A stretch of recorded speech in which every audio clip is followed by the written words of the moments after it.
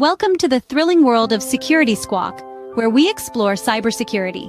Guiding you through online threats, we'll aid you in understanding safety protocols and trends. Meet our gurus, Brian from Exact IT, Reginald from Arc Solvers, and Randy from Tech Rescue. Together, we'll delve into current events and hot cybersecurity topics, helping you comprehend their impact. Stay informed, stay secure. Security Squawk, the business of cybersecurity. Buckle up, let's dive in. What's up, everyone? Welcome to the Security Squawk podcast. And guys, jumping right into it, we've officially crossed into a new phase of cyber risk. And it's not because AI suddenly became dangerous, but because it became useful to criminals and cyber criminals. And we got a couple stories today that highlight that. Google confirming that state-backed groups are operationally using Gemini across the intrusion lifecycle, using it for reconnaissance, using it for target profiling, phishing refinement, even generating malware components dynamically. And at the same time, two men in Connecticut allegedly scaled identity fraud using thousands of stolen identities to exploit onboarding systems at FanDuel. So different headlines, but same pattern, guys. The collapse of friction, the collapse of trust signals, and the rise of workflow as the real attack surface. So if you're leading a company and you still think cybersecurity is mostly about perimeter tools like firewalls and things like that, this episode is going to challenge that. So welcome to Security Squawk, where we, Randy, Andre, and I, translate cybersecurity chaos into business reality. And I'm Brian, and if this conversation sharpens how you think about risk, make sure you are subscribed to our channel over on YouTube, and wherever you're following us on social media, you can share the stream with someone in your circle and weigh in the comment section as we post questions and comments throughout the show. If you post something useful, we'll bring it up and we'll discuss it. Other than that, we're going to pull the three of us together for real world operator feedback into what's happening with these cybersecurity topics we've picked. So let's get into it, guys. Randy, I'm going to bring you in. Andre, we ask you for your insight here as we talk about this AI basically becoming a productivity layer for attackers, right? We talk about a productivity layer in businesses and how it can become useful for businesses, but now it's becoming a massive productivity layer for attackers. And Google is basically saying we have evidence that they're using our tool to do so. As Google's threat intelligence group confirmed, multiple state-backed actors are using Gemini operationally. They're not experimenting, they're not dabbling, they're actually integrating it into their workflow. So Randy, why don't you walk us through what they're doing and what that means? Because I know this is like, the kind of stuff that you like to get into is like, the techniques and the as they call them. It's not so much that as much as this is something we've been predicting for over a year, probably two, that this was going to happen.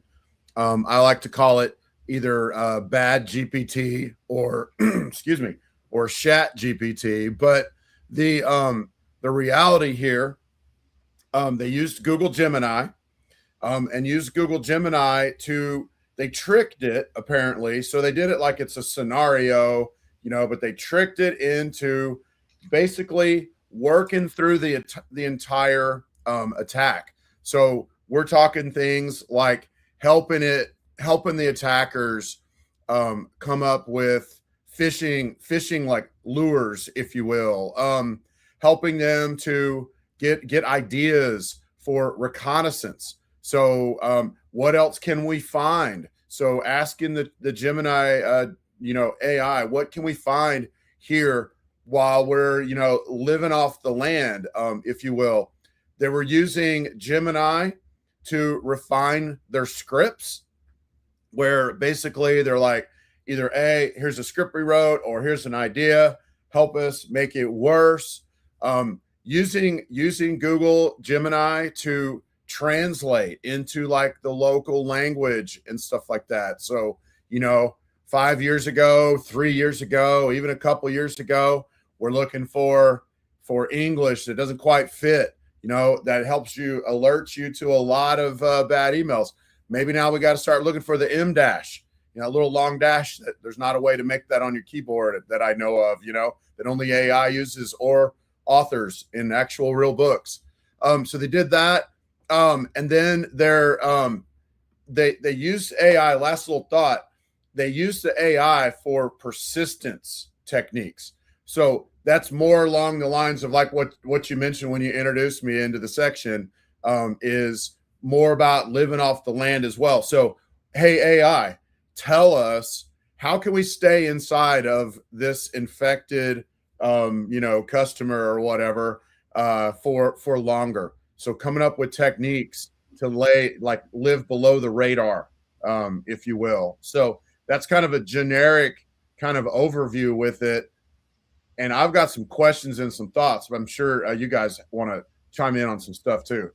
Yeah, well, you mentioned it, bad grammar, cultural missteps. Those were the early warning indicators in phishing that businesses, had the advantage, I guess you could say. They could train on those things and tell people like, hey, look out for this stuff. But that advantage is quickly disappearing.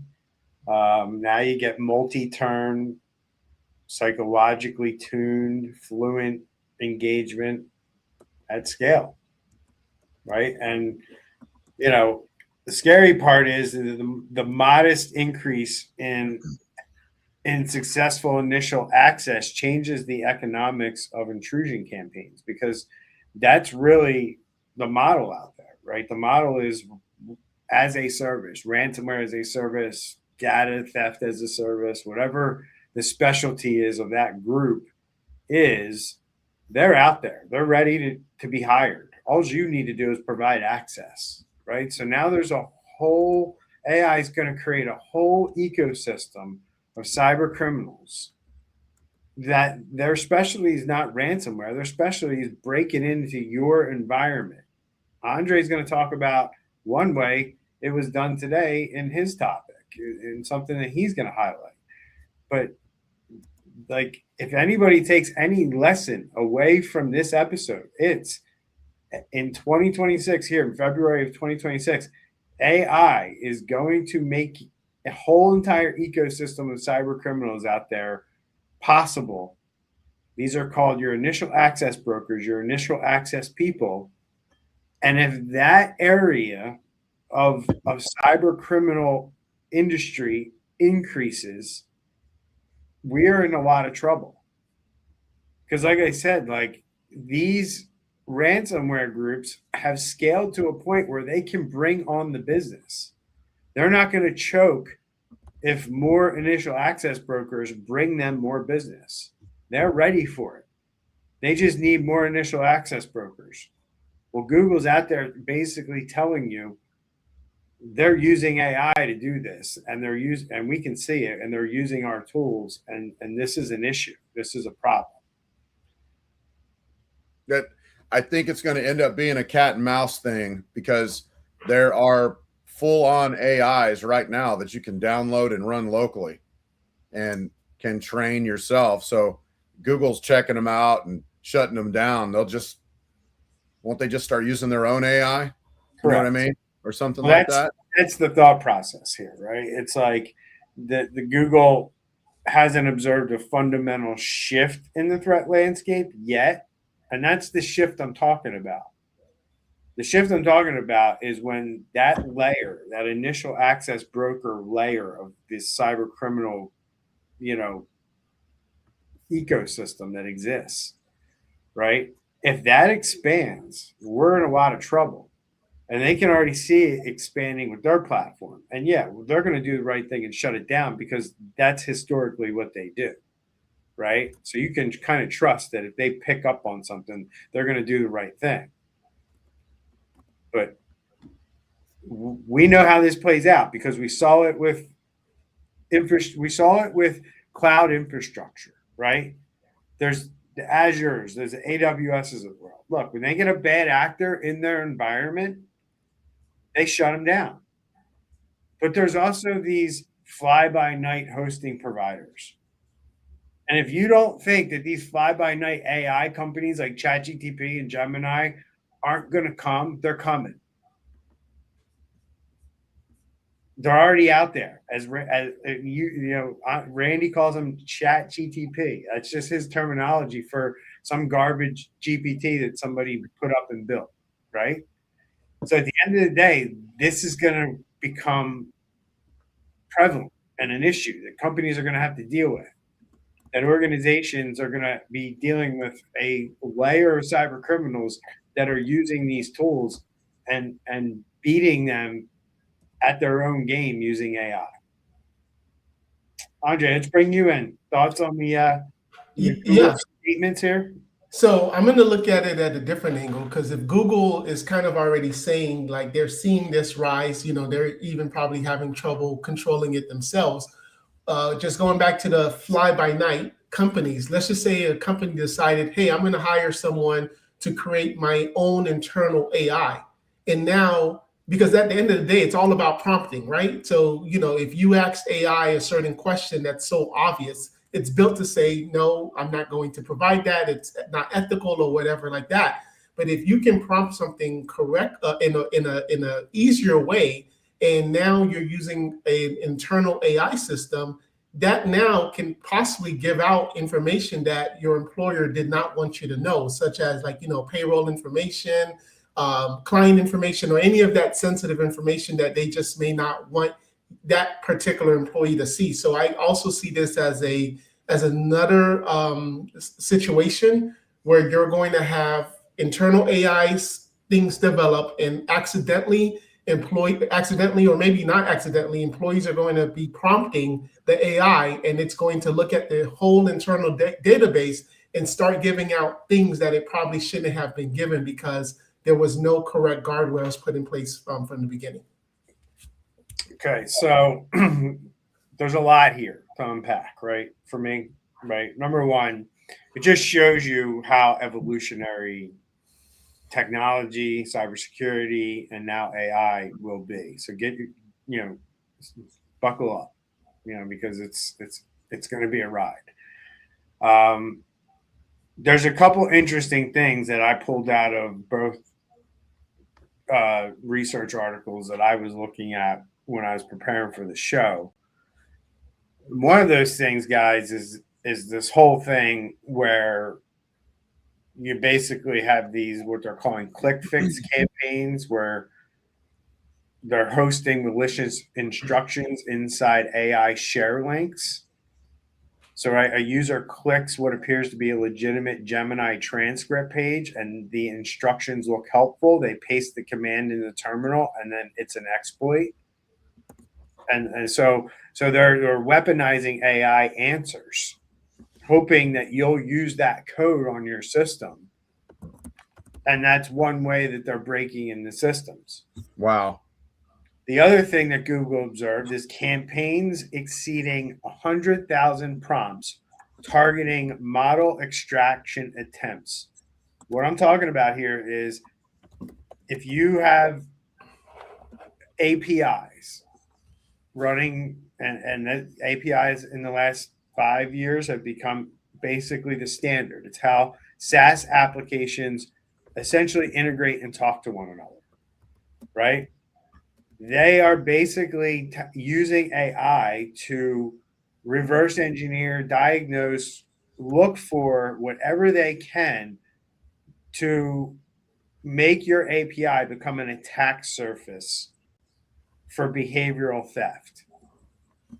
Not to breach you, just to figure out how they can trick your employees or get your systems to do or operate in a way that they were not designed to behave.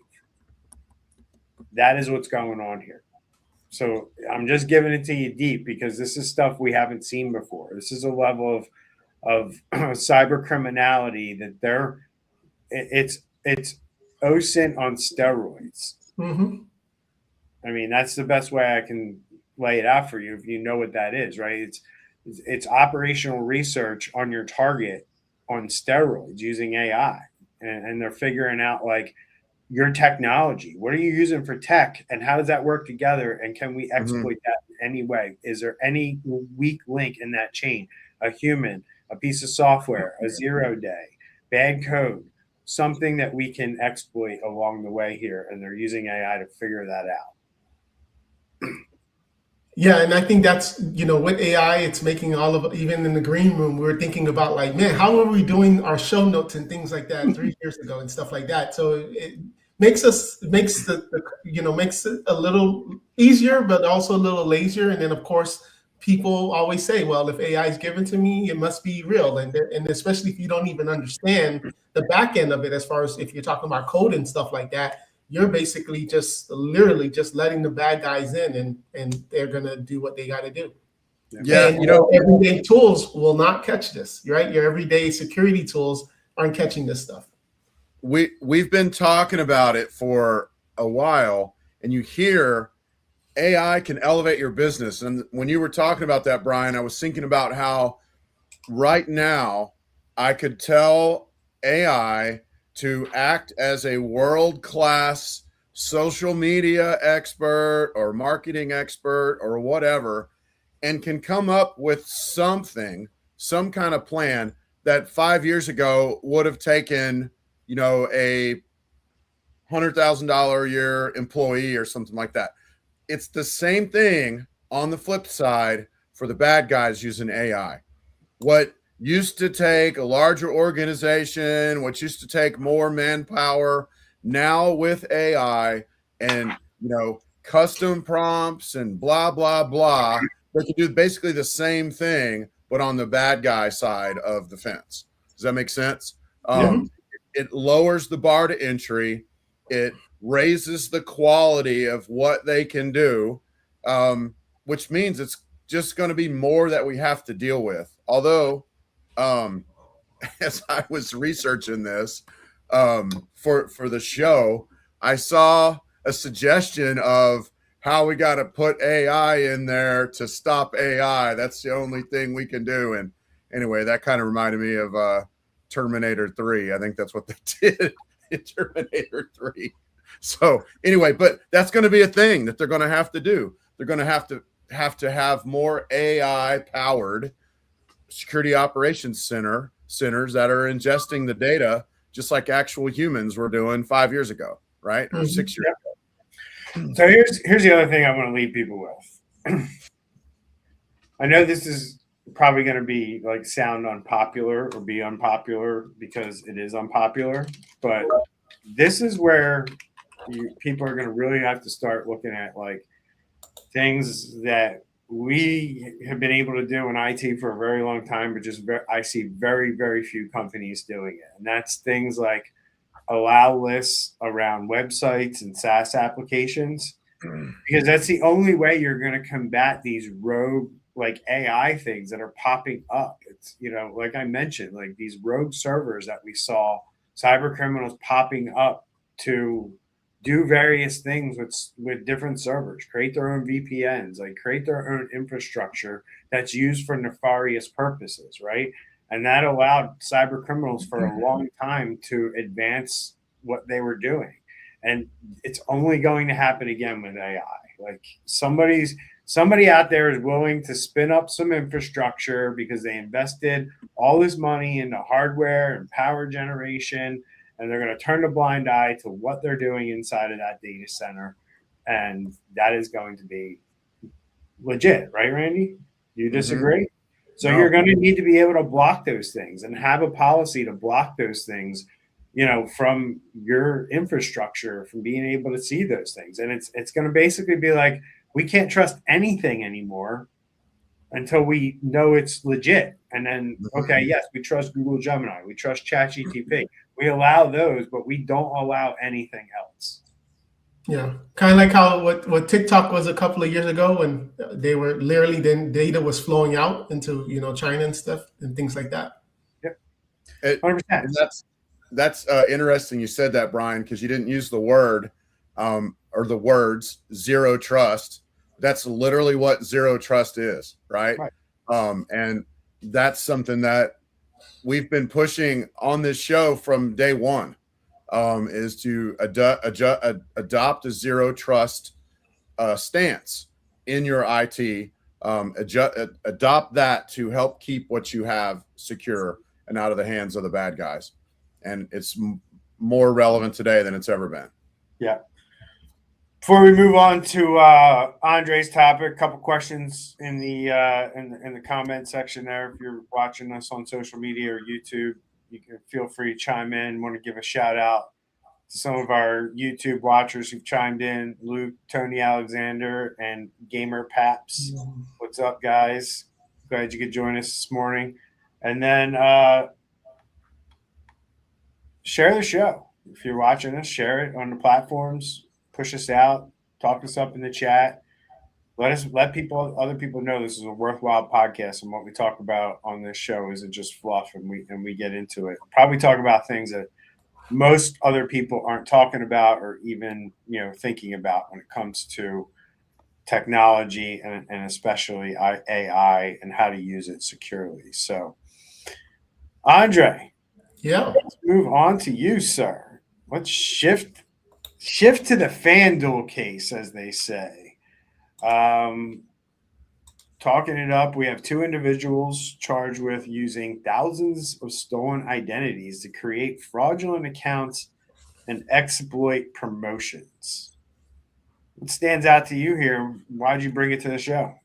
Yeah, so I'll give a little history of what happened here. But before I do that, the reason I brought it to the show is because I think it's important for us to know what happens to our sensitive PII information. So when we get the letters in the mail, or we're talking on our show, talking about, they're offering, free credit report monitoring, or we may say, oh, this breach of this company, and there's, 10,000 names and email addresses and phone numbers and all of that. And a lot of times we'll get the, sheet of paper in the mail saying, hey, we got, your data may have been compromised and just watch out. But I wanted to kind of use this as a real case example of what happens to your data or your information after this breach. So in this case, we have these two, guys who thought they had a really good business model where they would never get caught, right?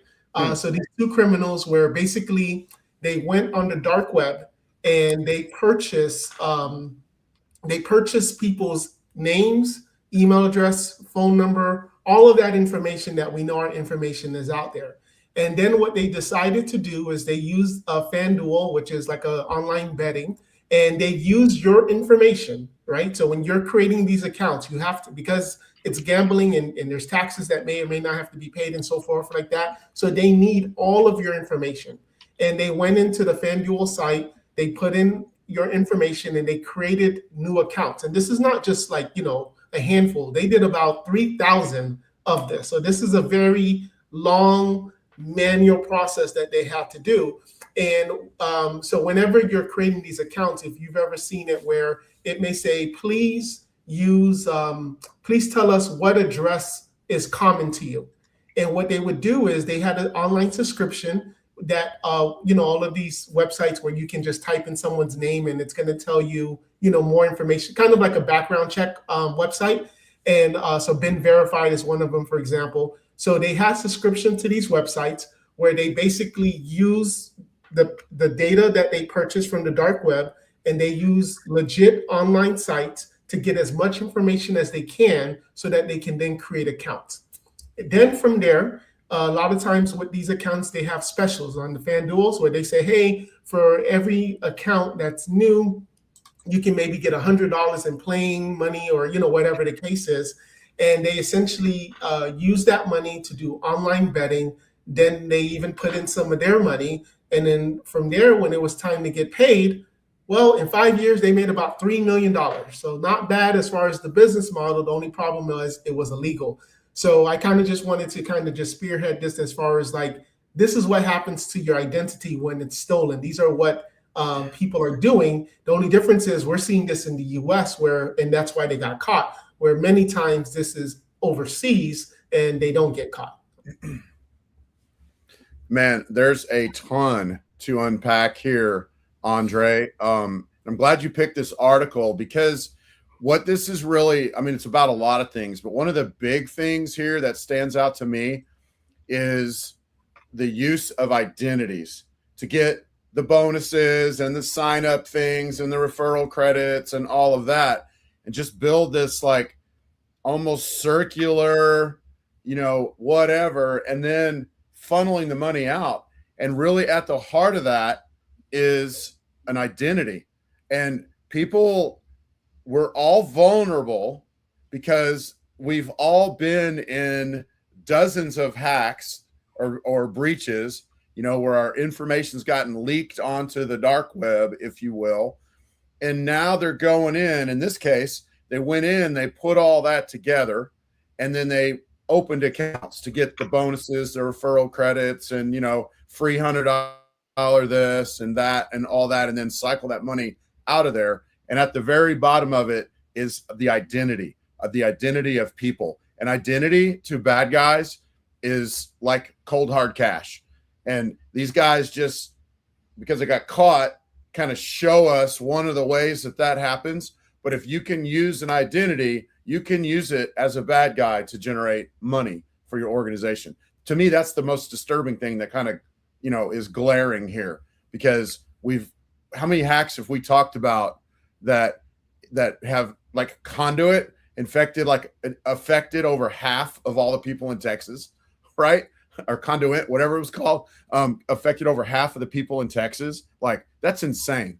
And that means that information can be used to put together a fake identity to do something like this. So a lot of stuff here, man. Yeah, when you connect all this back to the AI story, the common thread is pretty clear. So it doesn't really matter if it's state-backed reconnaissance or domestic fraud schemes. The vulnerability isn't just technical infrastructure and tools. It's your business. It's your workflow integrity. It's things like recruiting, making sure you're not hiring bad guys, right? Onboarding, making sure that, you're doing it in a way that's secure, but also not predictable, right? Verification calls, same thing there. Support channels, like, don't make your support channels a pathway for these initial access brokers that I talked about, because they're coming after your marketing people, your sales people, right? Your customer service people, the low level people that maybe aren't getting the same training that maybe executives are, or things like that, right? That they know that you think like, well, they're customer service. Their systems don't really have access to a whole lot, right? But a lot of cases, you just need to get access to that one system, and then you can figure out ways to get to the other systems, right? And that's the name of the game. So, as Randy said, if trust is assumed rather than continuously validated, it becomes exploitable, and that's what zero trust fights against, right? So I don't know. You guys have any more thoughts on this before we kind of wrap up the show here? No, just in this case, it wasn't hackers necessarily. This was just organized fraud. And then also, I mean, obviously, it's something, it eventually got alerted to FanDuel, but 5 years later, right? So for 5 years, they were able to do this. So one would think that if a person with the same IP address is logging in to create accounts, 200 times, maybe that is a little fraud, So I don't know what systems that I mean, yes, you could use VPN and things like that. We don't know, but that just also is a something that companies also need to look at as well. So if you're giving any type of incentive, there could be ways that fraudsters are going to look at it, and you also have a responsibility to make sure that someone isn't frauding your system, and the Americans are now paying for it. Yeah. So if you're a CEO listening to this, here's the reality: you're not facing smarter criminals, right? You're facing faster criminals with higher quality scripts and fewer operational constraints, right? Recruiting is now an attack surface. AI product interfaces are exposure points, right? These chat bots, these chat tools that you have now, and connecting all these tools and internal things to them, your internal data, your Outlook, your Gmail, right? If all I got to do is get access to your prompt, your Copilot prompt to find out what's in your email, that's a massive exposure point. Yep. Yeah. And I can get to these things through onboarding workflows that, are not well put together, and they become fraud engines that, essentially are weak points. And so these are things that you need to work on and harden them. Like, figure out ways, bring in, pen testing teams that can pen test your onboarding process to determine whether you have an issue or not. Right. And if you don't have these things, if you're like, well, we don't even have an onboarding process, you're so far behind the 8 ball, it's not even funny. Right. I mean, like, at this point, everybody should have processes for pretty much everything, including AI usage. Right. AI usage. If you don't have AI usage policy in your business right now in 2026, you better get it in the next quarter or two, because you're already behind. Yeah. Right. So I think, like, if you're an IT director, right, you need to reassess your assumptions around trusted domains and shared links, like I talked about.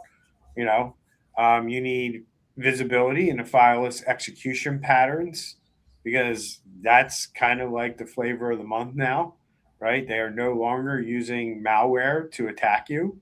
So you got to figure out how they're using AI and things like that, and API to, basically break into your systems and break through to your people.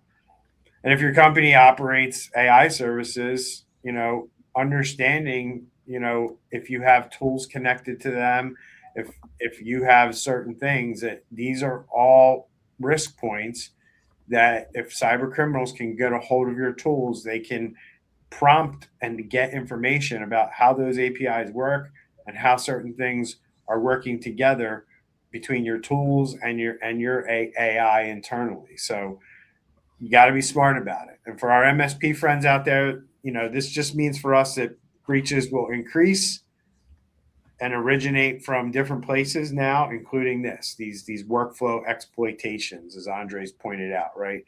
Not firewall misconfigurations, not patching, or something getting through because it wasn't patched or something like that, right? So I guess, guys, what this episode reinforces is that AI didn't invent new attack types; it simply removed the friction from existing ones. And when that friction disappears, scale can only increase, right? Yep. So the real danger isn't novelty, it's compounding efficiency. And that's what a lot of people thought. A lot of people thought, oh, they're going to be able to create all these novel threats and things like that are going to circumvent EDR. Yes, that's true, but that's not the low-hanging fruit, right? That's like saying go build a CRM with Claude, right? It's not going to happen, right? But you can use AI to make your current operations way more efficient. And they're working on that, and they're compounding that efficiency every single day. So I expect here in this quarter, next quarter in 2026, we're going to see a surge in the abuse of AI, trusted SaaS APIs, and sharing links, and instruction-based staging over the next 6 to 9 months. Precisely because it bypasses traditional filtering logic and what everybody's looking for today. Yeah, that's a nutshell. Randy, anything? Nothing there, Randy? Nothing you want to add? Come on. Well, no, I've said all I was going to say about this. So it's a good way to round it up in a nutshell. All right, so I guess the way we can put it, if this episode sharpened how you think about risk and AI, we ask you to share it with someone who owns a process or owns a business around IT. Drop your perspective anytime in the comments, even if we're not live and you're picking this up as a recording or as a podcast in your favorite audio podcasting platform. always drops those comments in the social media. It helps other people find this content and make it worthwhile. So if you value the depth we bring here, the research, the analysis, and the production, you can support the show over at buymeacoffee.com/security squawk. I think I got a little link down there if I get the image off the screen here, guys. There it is. And that support helps keep this show independent and focused on real operator insight and not bore you with ads or promotions from people who just want to peddle their products to you. So see you guys on the next episode, where we're going to probably examine more things, cybersecurity, AI, and all that stuff. So hope to see you there, same time, same place next week. This is the Security Squawk podcast. I'm Brian, signing off for Randy and Bye, Andre. everybody. Stay safe, stay sharp. Take care. Take care. Bye, everybody.